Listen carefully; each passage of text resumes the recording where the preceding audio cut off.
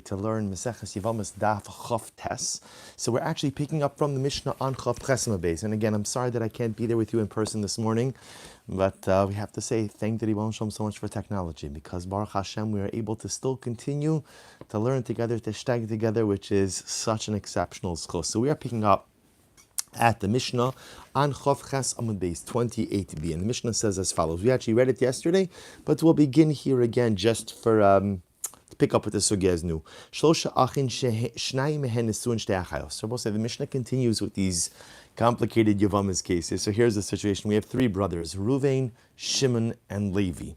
And again, Ruvain and Shimon are married to two sisters, Rachel and Leah, or for that matter, Isha Ubita, or Halacha L'maisa, same thing, three brothers, Reuven and Shimon are married to a mother and a daughter, right? Reuven's married to the mother, Shimon's married to the daughter.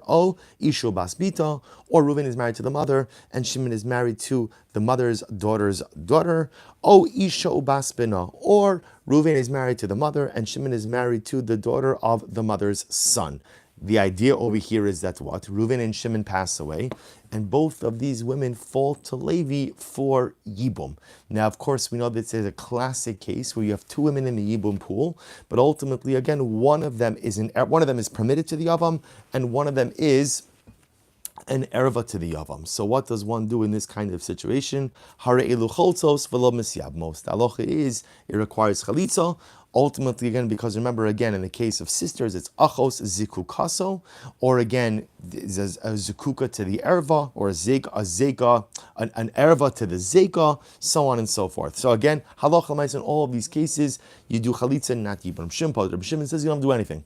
You don't have to do anything. You of course can't do yibum, but not only can you not do yibum, you also don't have to do chalitza.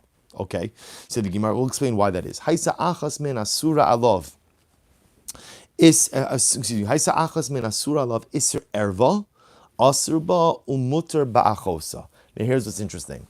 See, in the first part of the Mishnah, the problem comes up because the two women in the Yibum pool, the two widows, Reuven's widow, Shimon's widow, who are both now in front of Levi, have a relationship to each other. That relationship to each other prevents Yibum from occurring and ultimately mandates Chalitza.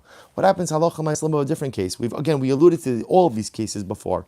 What happens if halacha l'maisa, Reuven passes away, and let's say Reuven was married to Levi's daughter. So now Reuven has a wife, Rachel. Shimon has a wife, Leah. But it happens to be that Reuven's wife, Rachel, happens to be Levi's daughter. So now again, these two women are in the Yibum pool in front of Levi, but one of them is an erva to Levi, and one of them is not an erva to Levi. What happens in that case?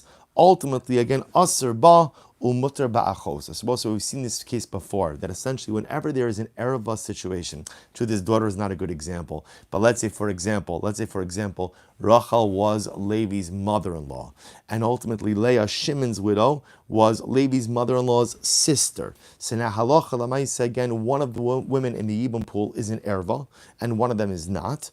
Ultimately, again, whenever there's an erva, the erva essentially is plucked out of the Yibum pool. Now, once the erva is removed, that clears the way for Levi to do Yibum or Chalitza with the remaining wife. So we've seen this case before. So remember, again, this is the fascinating idea.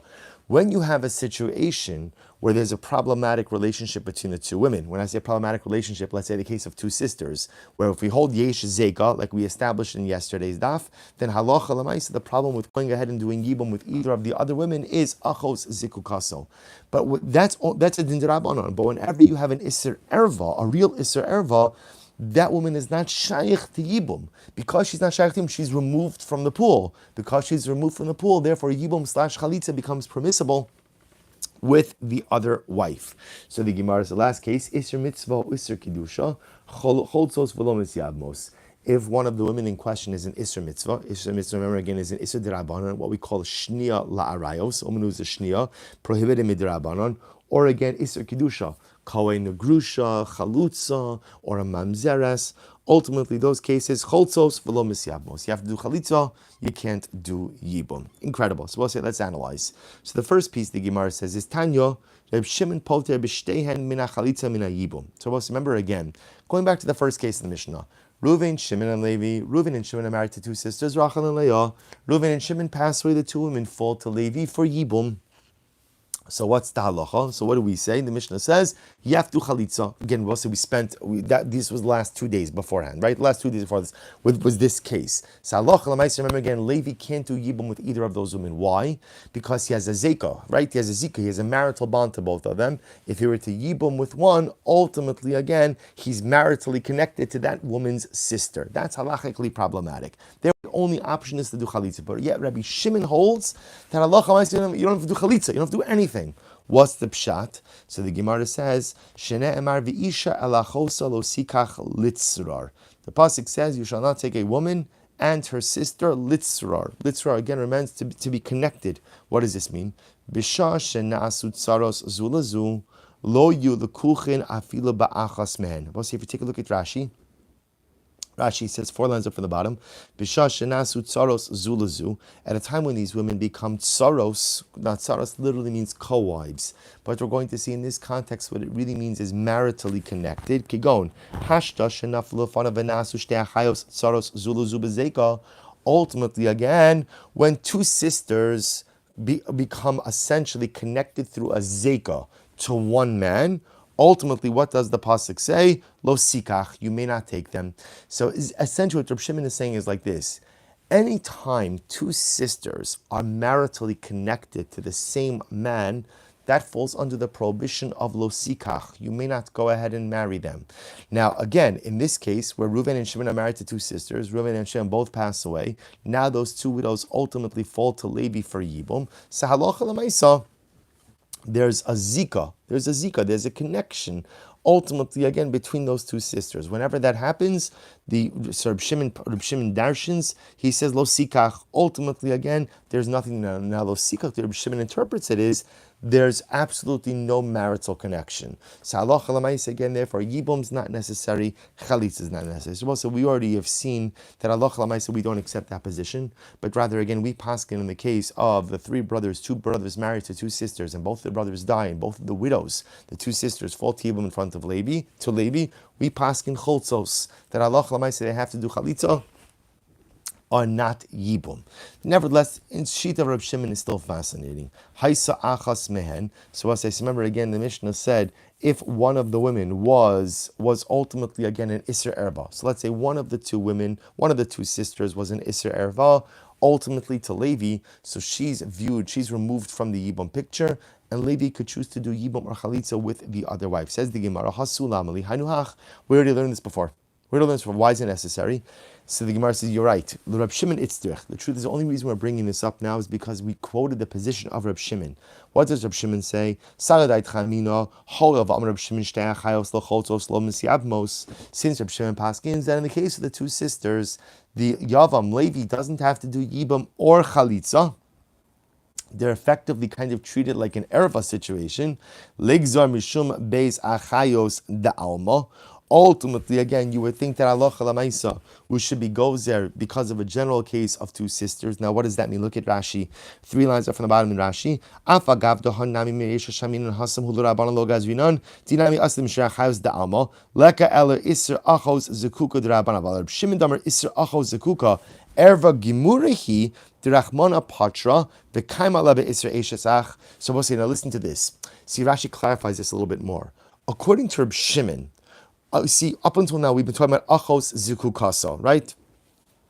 Achos zikuka, which has been our case up until now. Reuven and Shimon married to two sisters. Reuven and Shimon die. Their wives, who are sisters, Rachel and Leah, fall to Levi in Yibum.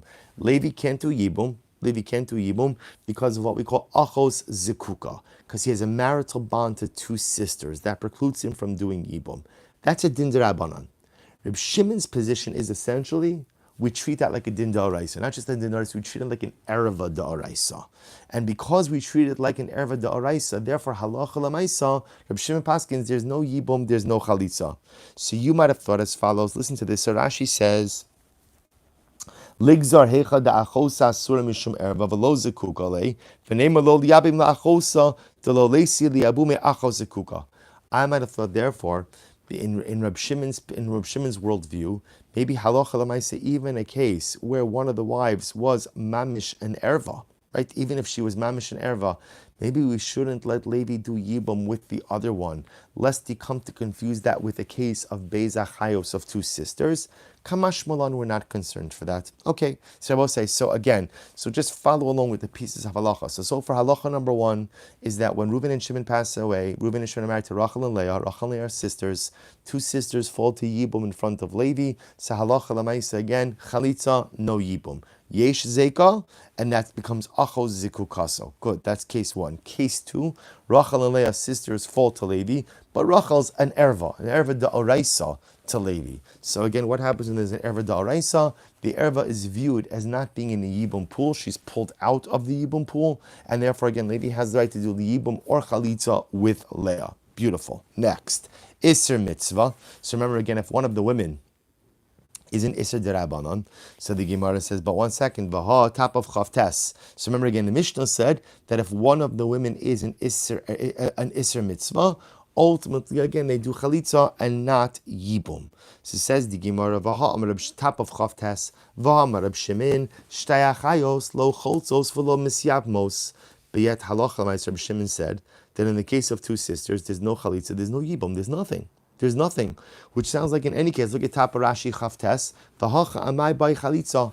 Hakiven demadai sechazia liabume zekukahi. V'havelu kishar bezahayo shenasu tzara zulazu. Shimon holds any time that you have a marital bond, a zika, to two sisters, that essentially becomes like a biblical erva. Once it's a biblical erva, the entire situation, the cohort is dismissed with no yibum, no chalitza. If that's the case, then when one of them is an iser mitzvah, but it's still two sisters, why should you require even chalitza? Gezerah mishum iser mitzvah da'alma. To which the Gemara answers, what we're concerned about is like this. If we let Levi, according to Rabbi Shimon, you don't have to do yibum or chalitza. The problem is if we don't make him do chalitza in this case of Isser mitzvah, people won't realize that the reason you're not doing yibum or chalitza is because of the sisters aspect. They'll think it's because of the Isser mitzvah aspect, which then will lead to the erroneous conclusion that cases of Isser mitzvah don't require chalitza. And of course, that's flawed. Look at Rashi. Gzera mishum Isser mitzvah da'alma. Ipatras l'legamre. If you exempt this case in totality, where one of the sisters is an Isser mitzvah, so man dachazi saver taima la mishum acho zekuka, el mishum de Isser mitzvah havya ke'erva, upetura michalitza, ve'asi lemiftar Isser mitzvah da'alma de lav achayos michalitza. So essentially, again, people, if you would let this woman off, this sister who's an Isser mitzvah, if you let her off without chalitza, even though technically according to Rabbi Shimon you can, people will confuse it and they'll think that in general, Isser mitzvah doesn't require chalitza, and it could cause, obviously, incredible amount of fallout. Hatinach ihi, that works for the woman who's the Isser mitzvah. Achosa ma'ika l'meimar. What about the sister? To which the Gemara says, there is the sister who's not an Isser mitzvah. Gezerah achosa mishum losa dida. But what goes around the sister because of the other sister who is the Isser mitzvah. I v'ha gabe erva lo gazrinon. But yet by erva we're not gozerva. So remember again, by erva, we say if one of the women is an erva to the yavam, we remove her from the yibum pool, and the yavam could go ahead and do yibum or chalitza with the other remaining wife. And we don't say that we're concerned to let him do yibum or chalitza with the remaining wife, lest he come to do yibum or chalitza with the erva. To which the Gemara says, shiny erva. The migmar gemirila in shiva kala isla. Erva is different. People know about erva. When it comes to Isser mitzvah, shnios, erva arayos dirabanan, that's people aren't a little bit more fuzzy on the details. But lamaisa erva da raisa, everyone knows those halachas. So I'll just tell you the Rambam paskins this way. So again, a number of very important pieces. Actually, we'll get to the Rambam. But a number of very important pieces of halacha. So first of all, number one, in the case of the two brothers married to two sisters, two brothers die, two sisters fall before the surviving brother, chalitza, no yibum. Once again, because we hold yesh zeka, there is a marital bond. And number two, therefore again, each sister becomes the other's achos zikukas, or achos zikuka. Good. That's halacha number one. Halacha number two, if one of the sisters was an Isser mitzvah, or an Isser Kedusha, so either Isser Erva Derabanan or a Chayve Lavin, ultimately again have to do Chalitza, can't do Yibum. However, if one of the sisters was an Erva to the Yavam, then she is removed from the Yibum pool, and Halacha Lamaisa, Yibum or Chalitza becomes permissible with the remaining wife. Incredible. Both say Mishnah on Chav Tes on Dalef. Really beautiful sugya now. Shlosha Achin. You have three brothers, Ruvain, Shimon, and Levi. Shnayim Nisuim Shtei Achayos Va'achas Mufna. Two brothers married to two sisters. So Reuven and Shimon are married to Rachel and Leah's sisters. Va'achas Mufna. Levi is single. Levi's single, right? Levi's been learning Yevamos. He's saying to himself, it's not worth it. Too complicated, right? So Levi decides to stay single. Va'achas Mufna. Meis Echad Mi Ma'alei Achayos. Ruvain, let's call him Ruvain dies, right? One of the husbands of the sisters, Ruvain dies. Va'asa ba mufne ma'amar. Now watch this case. This is fascinating. So now Ruvain dies. Okay, so what happens? Now remember, Ruvain and Shimon married to two sisters, Rachel and Leah, and now Levi's single. Ruvain dies. His wife Rachel falls to Yibum to Levi. Okay, straightforward Yibum case, right? Shimon's fine, alive and well. What does Levi do? Levi does ma'amar. Right, remember again, I both say ma'amar is essentially kiddushin. So right, he gives her a ring. He says hareat mikudeshes li bet habas zu. He does ma'amar. Now both say, what does ma'amar do? Again, this is what we're going to discuss. Does ma'amar go ahead and affect kiddushin? No. But clearly, again, what he's done is he's made a declaration that his intention is to do yibum with Rachel. Now what happens? Watch this. Then Shimon dies. So now watch this. So both say, what's just happened now? When Shimon dies, Leah, who's Rachel's sister, falls into the Yibum pool. But remember again, what did Ruvain do? Levi already did Ma'amar with Rachel. So meaning Rachel was in the Yibum, was eligible for Yibum first. Leah was fine, her husband was alive. Levi does Ma'amar with Rachel.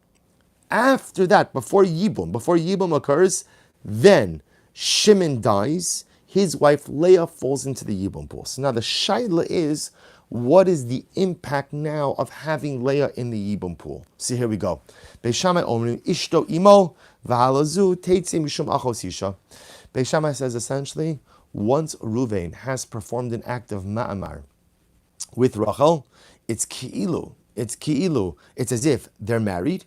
And therefore, again, ultimately, when Shimon passes away and Leah comes to the Yibum pool, there's no Yibum to talk about. Why? Because Levi is already married to Rachel, who is Leah's sister. So therefore, Yibum simply becomes impossible. So Beis Shammai seems to be saying that Ma'amar essentially affects marriage. And therefore, it's viewed as if Levi is married to Rachel. And therefore, when Shimon dies and Leah becomes eligible for Yibum, there's no Yibum because he's already married to Leah's sister Rachel. So that's the position. Rashi says over here, Ishto imo, it's the third in the wide line of Rashi's. To ma'amar kiknusa damya. When you do ma'amar with a woman, it's as if you've married her. Okay, that's Beis Shammai. Beis Hillel omrim motzies ishto begeta bechalitza. Wow. Beis Hillel says no. Ma'amar does not affect marriage. And therefore, again, Ma'amar is it's a nice thing to say. Harat Mikudeshes, he gave her a nice ring. It's very beautiful, but it doesn't affect marriage. And therefore, when Shimon passes away and Leah comes into the pool, we now have a problem of a zika to two sisters. And what do you do when you have a zika to two sisters? Chalitza. So you have now, here's what's interesting. However, we will discuss that when a man does Ma'amar with his Yevama, in order to undo Ma'amar, you need a get. So number one, Levi has to give Rachel a get, and after that, ubechalitza, right? So he has to give Rachel a get to undo the Ma'amar, and then he has to do chalitza, because get is not in the place of chalitza. Then he has to do chalitza with Rachel, and then he has to do chalitza with Leah. Zoisha amru ayla al ishto va'ayla al eshes achiv. This is the case which Chazal said, right, woe to him on his wife. They're calling the woman Rachel, with whom he did Ma'amar, his wife. Woe to him on his wife, and woe to him on the wife of his brother. So we'll say, so really a fundamental machlokes about the effectiveness of Ma'amar. Beis Shammai says that when Levi does Ma'amar with Rachel, it's ki'ilu, they're married. It's as if they're married. And therefore, when Shimon subsequently dies and Leah, Rachel's sister, comes into the Yibum pool, we say, sorry Leah, nothing doing, because the Yavam is already married to your sister, you're free to go. You're free to go. There's no Yibum, there's no Chalitza, there's nothing. Beis Hillel says, no, Ma'amar is not marriage. Ma'amar is a declaration of intent, but does not go ahead and affect any level of marriage. Therefore, even though Levi did Ma'amar with Rachel, once Shimon passes away and Leah comes into the Yibum pool, Levi now is faced with the situation of two sisters waiting for Yibum / Chalitza. That's Achos, Zikukaso, And the only way to deal with that ultimately is through chalitza. Incredible. Says the Gemara, so we'll say when the Mishnah says this is the case that they said, woe to this guy for his wife and for his brother's wife, what does that come to exclude? So the Gemara says, it comes to exclude the other case of Rabbi Yoshua, that we do not pass like Rabbi Yoshua. So we're not going to get into this case, but I'll just give you the interesting maramokum. This has to do with the following case. This has to do with a situation where, let's say, a man is married to a ketana. So let's say a man is married to a woman. Levi's married to a girl who was married off by her brother or by her mother. A minor girl married off by her brother or by her mother. Now we'll say, now what happens? The truth is, we'll call it just a minor girl. And then imagine for a moment her sister, her older sister, was married to Reuven. So we'll call this was Levi who was married to the minor girl, and minor's sister, adult sister, was married to Reuven. Right? Reuven now passes away, and his wife falls to Levi, ultimately again for Yibum. So I will say, so here's the interesting part. Levi has a rabbinic marriage to this minor girl because she was married off to him by the brother of his sister, and he has a biblical obligation to do Yibum to his brother's wife. But he can't stay married to his minor wife and ultimately again do yibum with his sister-in-law because they're sisters. So the shaila is, do we say, well, since he's married to the minor girl, he just does chalitza, or do we say no, that halacha lemaisa, that's only a rabbinic marriage? Tell him to get divorced or end the marriage to the minor girl and do yibum. So that's homachlokes. So ultimately, again, the Gemara says. So interestingly enough, Rabbi Yoshua says that we tell him to get divorced. We tell him to get divorced. So the Gemara just saying our mission is coming to exclude Rabbi Yoshua's position in that case. Again, I will say we will discuss that case in great depth. Says the Gemara, Amar Lozer. So we'll say now let's analyze this a little bit, because according to the Mishnah, or according to Beis Shammai's understanding, it sounds like from the Mishnah that ma'amar, mamish affects marriage. That when Levi does ma'amar with Rachel, right, and then subsequently Shimon dies and Leah comes into the marriage pool, we say Leah, according to Beis Shammai, we say Leah, sorry, nothing doing, no yibum, no chalitza, nothing, because Levi is kiviyachol already married to your sister, already married to Rachel. So it says the Gemara, Amar Balazer, lo tema ma'amar leBeis Shammai kona kinyan gomer. No. Don't think for a second that according to Beis Shammai, that ma'amar affects absolute marriage. What's the proof that ma'amar doesn't affect complete marriage? Let's say after Levi does ma'amar with Rachel, he has remorse. Right? Ma'amar remorse. It happens. Right? He decides, I don't want to marry her. So I will say, so is it enough just to give her a get? No. He still has to do chalitza. So ultimately, again, the fact that he still has to do chalitza and the get is not enough tells you that ma'amar doesn't affect complete marriage, right? Because if ma'amar really affected complete marriage, then they're married. How do you dissolve a regular marriage? With a get. The fact that you still need chalitza even after ma'amar tells you that ma'amar it doesn't affect complete marriage. So according to Beis Shammai, what does ma'amar do? Ella ma'amar leBeis Shammai enokona ella litchos b'tzara bilvad. Ultimately, again, says the Gemara, says below something amazing. According to Beis Shammai, ma'amar doesn't affect marriage. But you know what ma'amar does do? It precludes anyone else, litchos b'tzara. It precludes ultimately any other woman from shtering, from undermining the beginnings of the marriage that Levi has with Rachel. So, in other words, let me illustrate this. When Levi does ma'amar with Rachel, according to Beis Shammai, does the ma'amar affect marriage? Absolutely not. V'haraya, if he changes his mind and decides, I don't want to marry Rachel, he has to give her a get for the ma'amar, which we'll discuss why that is. But Allah l'maisa, he still has to do chalitza. The fact that he still has to do chalitza tells you that ma'amar doesn't affect. So what does ma'amar do?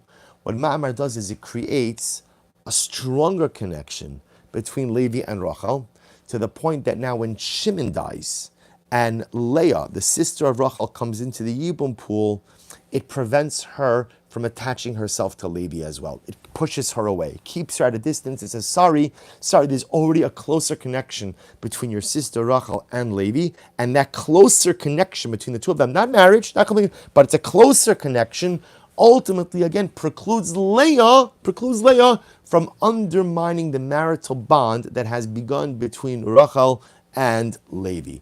Others both say, what comes out according to this approach is something very interesting. You see, we hold Yesh Zika. which means that halacha l'maisa, as soon as the brother dies, there is a quasi-marital bond that is affected between the widow and the surviving brother. What's interesting now is that there's an additional layer. The additional layer is called ma'amar. And what happens in ma'amar? What happens in ma'amar? There's even a stronger bond that's connected. How does that stronger bond manifest itself? That stronger bond essentially prevents any other woman from coming into the Yibum pool if she would undermine that bond. So for example, if we were to allow Leah into the Yibum pool after Shimon passes away, she would undermine the relationship between Levi and Rachel, because now Levi is going to have a relationship with two sisters. But his ma'amar with Rachel essentially keeps Leah out of the picture. Look at Rashi. What happens over here is that halacha l'maisa, the nature of the bond, the nature of the ma'amar, ultimately prevents an achos zekuka situation by occurring, because Levi has created a tighter relationship with Rachel, and that tighter relationship keeps Leah out of the picture. Incredible. Amar B'Yavin, Afanan Lamitanina, Beis Shammai Omrim Yikaimu. Beis Shammai says that halacha l'maisa, what? Now Yikaimu. Yikaimu means, if you look at the Lashon, right, Beis Shammai says, Rashi says, Im kidmu v'kansu b'reish pirkin, in the earlier Mishnah, right, Beis Shammai says, if you went ahead and you married these women, this is going back to the previous Mishnah, talking about situations where you can't do Yibum, but if you did Yibum, you don't have to divorce. Yikaimu in, lechatchila lo. Ultimately, again, tells you what? That ex post facto, if they married these women, you could maintain the marriage, but lechatchila you can't. Why lechatchila can't you? Because in the previous case, the previous Mishnayos, we had a problem of achos zikukaso. Amades, v'i sagadaitcha ma'amar lebeis Shammai kone kinyan gomer. And if you would think that halacha l'maisa, according to Beis Shammai, that ma'amar affects complete kinyan, affects complete marriage, then ultimately again, ze ya'aser ma'amar v'yikneh, v'ze ya'aser ma'amar v'yikneh. And I was about to say, it's interesting. If you think about it, in all of the previous cases, if ma'amar really affected complete marriage, right, then ultimately, again, all you really need to do is have each brother do ma'amar with a particular woman, and by definition, what that does is he's married to her. Once he's married to her, it removes the other woman from the picture. So Gemara says, elamai docha, elamai, docha dechiya gemura. Well, if that's the case, ze yaseh ma'amar v'yitcha, v'ze ma'amar yaseh ma'amar v'yitcha. So the Gemara says, elamai islachol meimar. So therefore, again, how do you understand? Because they're both saying, even if this is true, that ma'amar doesn't affect complete marriage, but ma'amar is able to say that once you do ma'amar with one woman, it fundamentally pushes the other one out of the picture, then why don't we use this as a remedy for some of the previous cases? In any case where one of the women causes a problem for the Yibum pool, just do ma'amar with one, and that automatically pushes the other out of the picture. Ella, there's a very important qualification. Elamai islachol meimar, ma'amar dehetera dachi, di isur lo dachi. When does ma'amar create a stronger bond between the yavam and the widow? When the ma'amar is done beheter, when it's done in a permitted way. But halacha l'maisa, in a case where ma'amar would be asur, then ma'amar does not have its same exclusionary power. So I'll illustrate this. And let's say in this case over here in the Mishnah, according to Beis Shammai, this is not Beis Hillel. Beis Hillel rejects this idea. But remember again, according to Beis Shammai, halacha l'maisa, if you have the following situation, right? Ruvain died, left behind Rachel. Levi did ma'amar with Rachel. That's permitted, right? There's no one else in the Yibum pool. Because that's a permitted ma'amar, therefore that ma'amar is powerful enough that when Shimon dies, it prevents Leah from even coming into the pool. Contrast this with the case where both brothers died at the same time, and Rachel and Leah both come into the Yibum pool in front of Levi at the same time. We saw this case before. So the Gemara was suggesting, why don't you just tell Levi, do ma'amar with Rachel? And if you do ma'amar with Rachel, it pushes Leah out of the pool. To which the Gemara says, no. Ma'amar only has the ability to create a stronger bond between the Yavam and the Yevama when it's done in a permitted fashion. But if it was done illegally, like in the case where two sisters are already waiting in the Yibum pool, then halacha l'maisa, ma'amar does not have that same exclusionary power. Hachanami ma'amar afilu man da'amar, hachanami ma'amar afilu man da'amar, ma'amar kone kinyan gomer, ma'amar de terakani di isur lokani. So if I will say halacha l'maisa, well, it's not halacha l'maisa, but this is the opinion of Rabbi Elazar. Remember again, we're going to try to see, everyone's trying to understand, how does ma'amar work according to Beis Shammai? How does ma'amar work according to Beis Shammai? So what you have over here so far is Rabbi Elazar. right? And Rabbi Lazar essentially says that when Levi does ma'amar with Rachel, that creates a strong enough bond, not marriage. Varaya, if he does want to marry her, he has to give her a get and also do chalitza. But it creates a strong enough bond that when Leah subsequently, right, becomes eligible for Yibum, it keeps her out of the pool. But that only works when the ma'amar is done in a permitted way. But if one did ma'amar illegally, then the ma'amar bond is not strong enough to keep the other wife or to kick the other wife out of the pool, so to speak. Rav Ashi had a different version. And Rav Ashi said, Amr Balazar, lo tema ma'amar lebei shamai dachi dechiya gimura vitzarasa chalitza nami lo baya. No. According to Beis Shammai, you can't say that ma'amar is so strong that it's going to even preclude the other wife from needing chalitza. In other words, when in this case, Levi did ma'amar with Rachel. So the ma'amar is not going to be so strong to say that Leah doesn't need chalitza. Ela docha u'meshayirhu. Rather, interestingly enough, Rashi says, docha osami lesar eshes bala ma'amar alav. Rather, so what does ma'amar accomplish? Ma'amar keeps Leah out enough so that it doesn't create an achos zikukaso. So we don't have two sisters in the Yibum pool. But Meshayar means there's still some level of connection between Levi and Leah. And how does that connection manifest itself? That Levi still has to do chalitza with Leah. So we'll say, in Rav Ashi's version, essentially what Ma'amar accomplishes is, see, I will say, in the first version of Rabbi Lazar's version, his idea is that Ma'amar creates such a strong connection with Rachel that ultimately, again, Leah has no relationship with Levi. When she becomes eligible, she has no relationship with Levi. According to Rav Ashi, Leah has a diminished relationship with Levi. How does that so? It's diminished in that she won't come into the Yibum pool to aser Levi from doing Yibum with Rachel. But at the same time, there's still some element of relationship in that Levi is going to have to do chalitza with Leah. So again, it's a diminished relationship. Ma'amar allows for a strong relationship with Rachel and a diminished relationship ultimately with Leah. Rabbi Avin said, we also learn this. Beis Shammai omrim yekaimu. Beis Shammai says, again, also referring to the earlier Mishnayos in the parak, if the brother went ahead and illegally married one of these women, he could remain married to her. Yekaimu in lechatchila lo. So it tells you that ex post facto, if he married one of these women, again referring to the Mishnah in the beginning of the parak, if he married one of these women he's not supposed to marry, he could remain married, but lechatchila he shouldn't marry her. And if you hold it according to Beis Shammai, ultimately, that ma'amar, when you do ma'amar, when Levi does ma'amar with a wife, that fundamentally there's no relationship with the other woman. So again, if it's true that just doing ma'amar fundamentally excludes the other woman from any yibum relationship, then ultimately that should be the answer to everything. Just do ma'amar. Just do ma'amar with one woman, and by definition that'll exclude the other.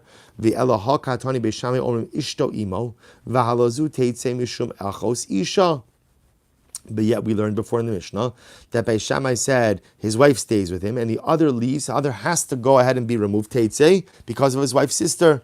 Ela Yevama dechazia lekulhu, chazia lemiktsasa. Yevama de lo chazia lekulhu, lo chazia lemiktsasa. Ultimately, again, I will say, see, says something very interesting. So according to this approach, when does ma'amar work? Ma'amar works in a case of a Yevama, ultimately, again, who has all the possibilities in front of her. Look at Rashi. In reality, when ma'amar is done correctly, so ma'amar could fundamentally exclude the other wife from the Yibum pool. But when is that so? Rashi says, so it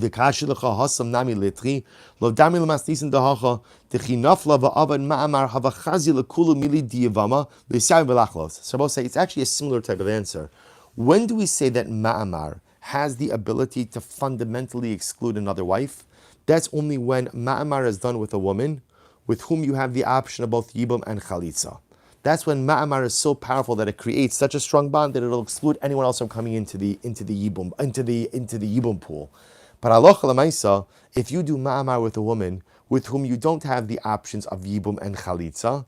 So ultimately, again, it will create some level of bond, but not a bond that is strong enough to exclude anyone else from coming into the Yibum pool. So therefore, I will say, what comes out of here is as follows, that according to different approaches, but according to all of these approaches, everyone is agreeing that according to Beis Shammai, Ma'amar does not go ahead and affect complete marriage. That's for sure. That's for sure. Rather, it seems to be that according to Beis Shammai, what Ma'amar does is it creates a more intense relationship between the Yavam, Levi, and in this case between Rachel. How does that strengthened bond manifest itself? That later on, when Shimon dies and Leah would technically be eligible for Yibum, that stronger bond between Levi and Rachel prevents Leah from even coming into the Yibum pool. And because Leah doesn't even come into the Yibum pool, she never creates a problem of Achos Zekuka. That seems to be the position of, that is the position of Beis Shammai. Right, so now we'll say, based on this, the Gemara says, okay, Bai Rabba, Ma'amar Beis Shammai Nisuan also Eris.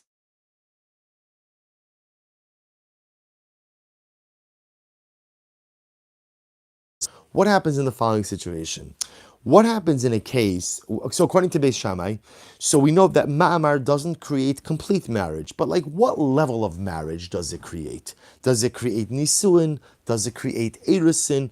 Ultimately, what does it create? So it says the Gemara, Amar le Abaye, lemay hilchasa. So like, what's the nafkamina? Tell me, what exactly, like, what are the ramifications of this?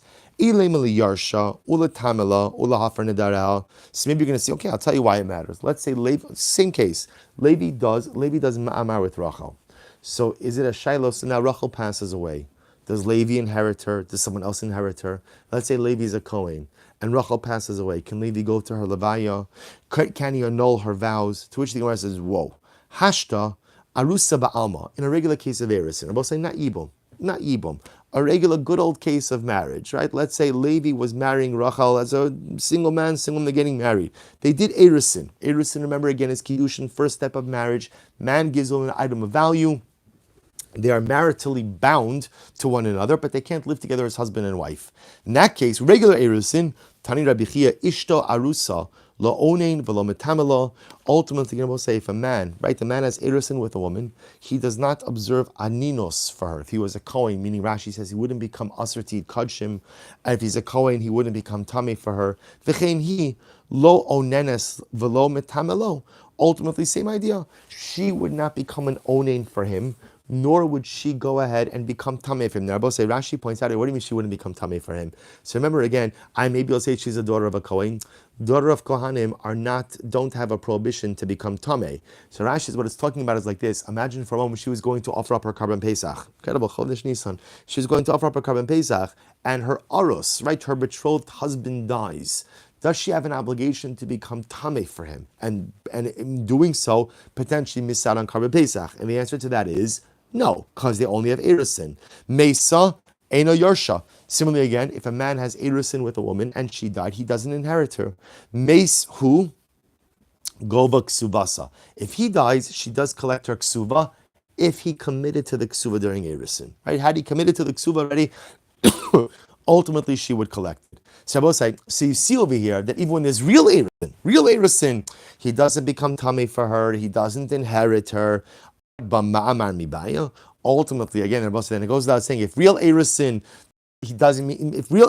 doesn't allow him to inherit her, doesn't require him to become tameh for her, and vice versa as well, then Allah, of course, ma'amar is not going to trigger that as well.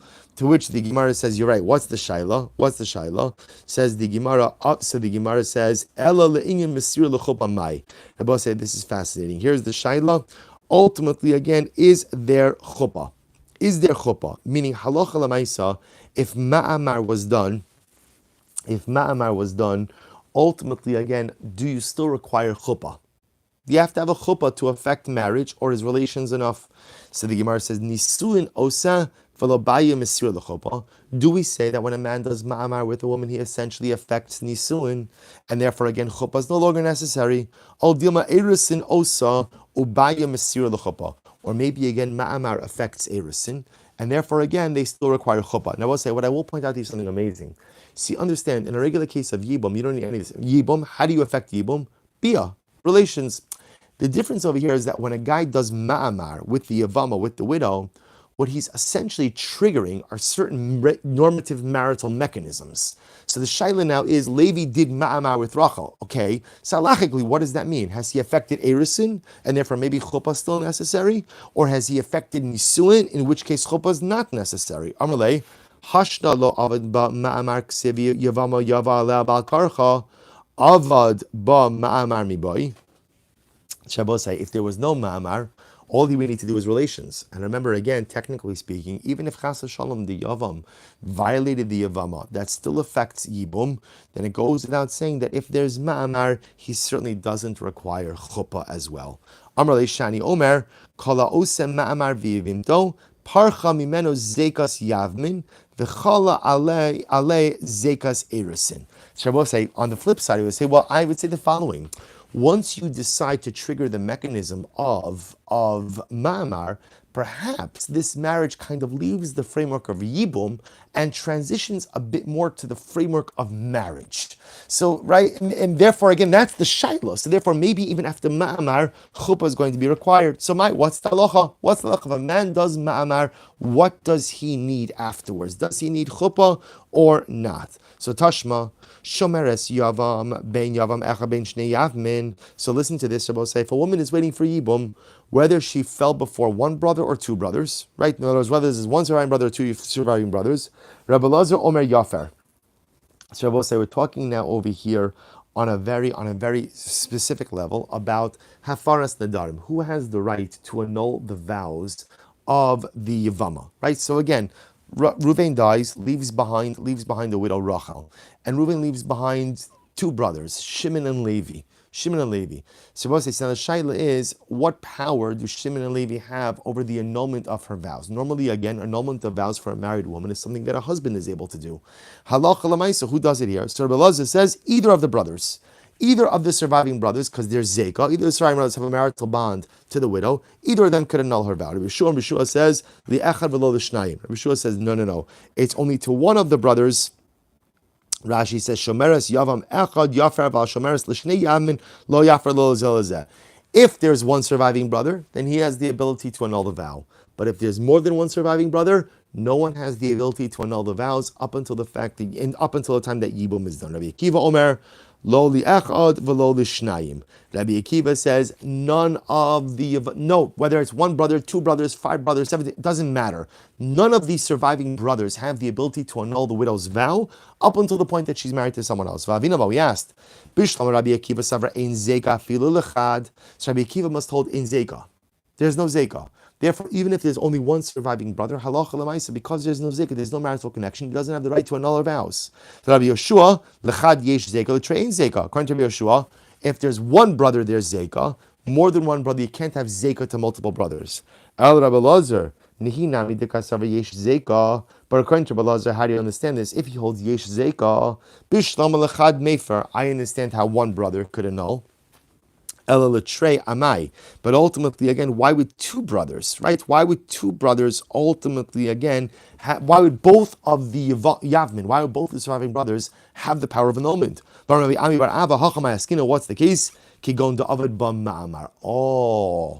the case? Oh, what's the case? Where halacha l'maisa, ultimately, again, one of the brothers performed ma'amar.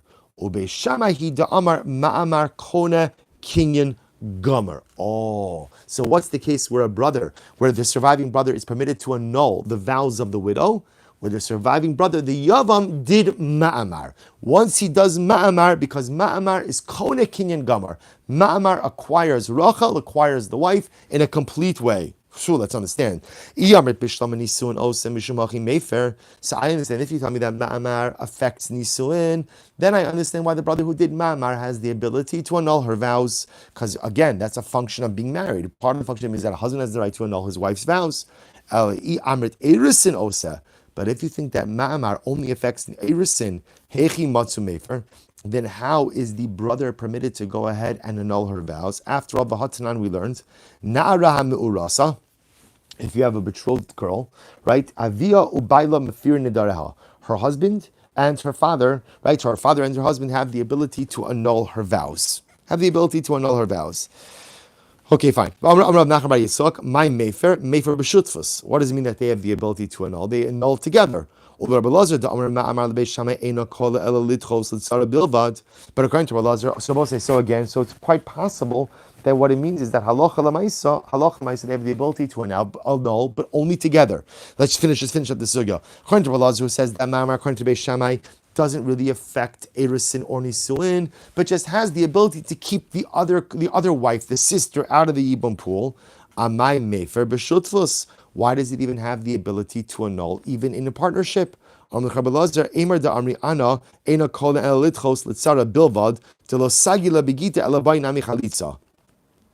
said that Mamar doesn't have the ability to fully affect marriage, and all it does is push aside the other woman, what I meant is that the other wife, we'll call her Leah, it's not going to be enough to dismiss her from the marriage with a get, but rather she's going to require chalitza.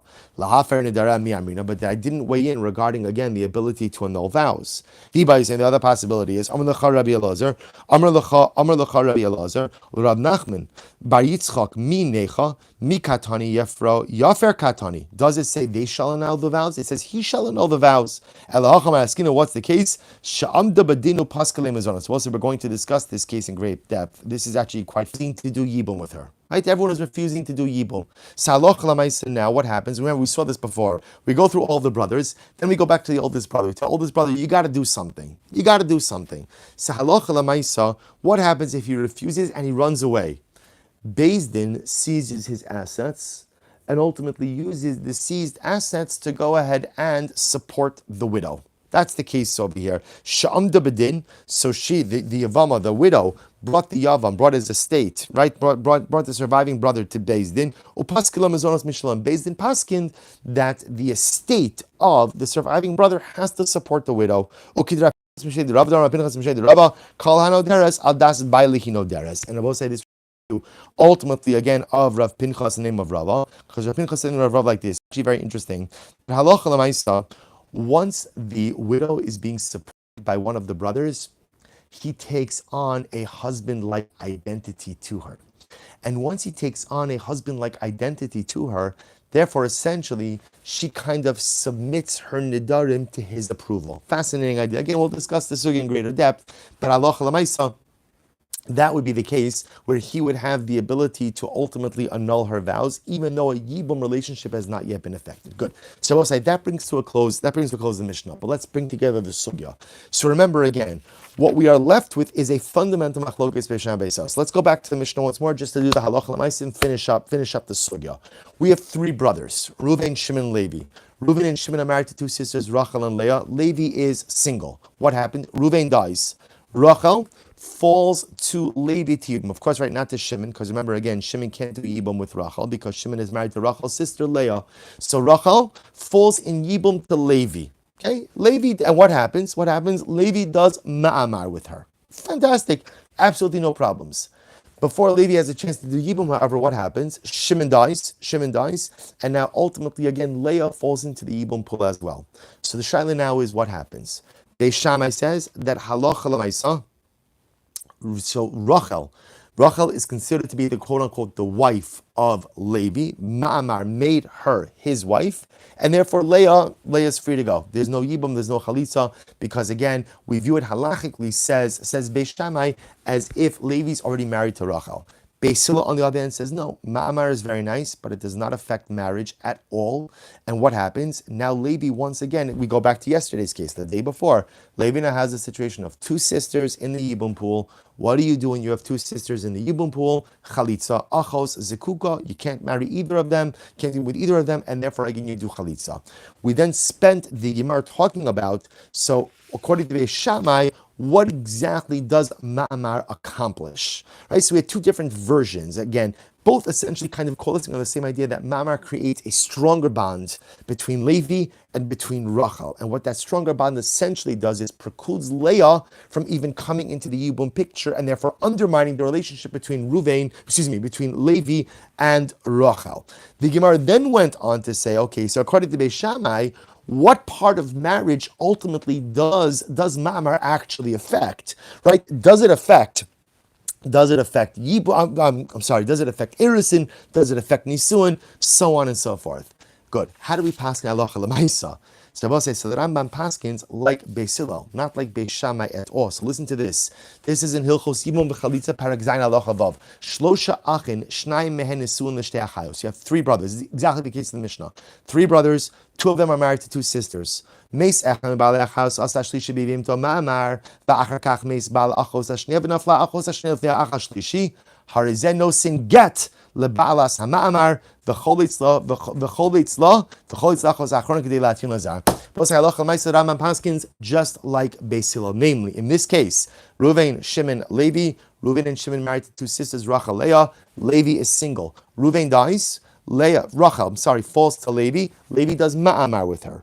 Before they do anything else, Shimon dies. Now Leah comes in here as well. What's the halacha? We pass like Beis Hillel. Levi has to give a get to Rachel to undo the ma'amar, and then chalitza to Rachel, and then afterwards chalitza to Leah as well. So we'll say ultimately again, we paskin clearly that ma'amar does not affect Erisin, ma'amar does not affect Nisuin, whereas ma'amar does affect some level of relationship. Varaya, in order to undo ma'amar, you have to go ahead and give a get, but halacha l'maisa does not create any semblance of true marriage. Varaya, once Leah comes into the Yibum pool, we're once again back to a classic case of one man faced with two sisters with Yibum Achaz Zikukaso, get and Chalitza for Rachel, Chalitza for Leah, paskin like Beis Hillel, Abosai, Shkoyach. That will stop over here for today. And Meretz Hashem, on Wednesday, we will pick up at the Mishnah on the top of Lamed. Wishing everyone a wonderful day. Yeshekach and another beautiful daf.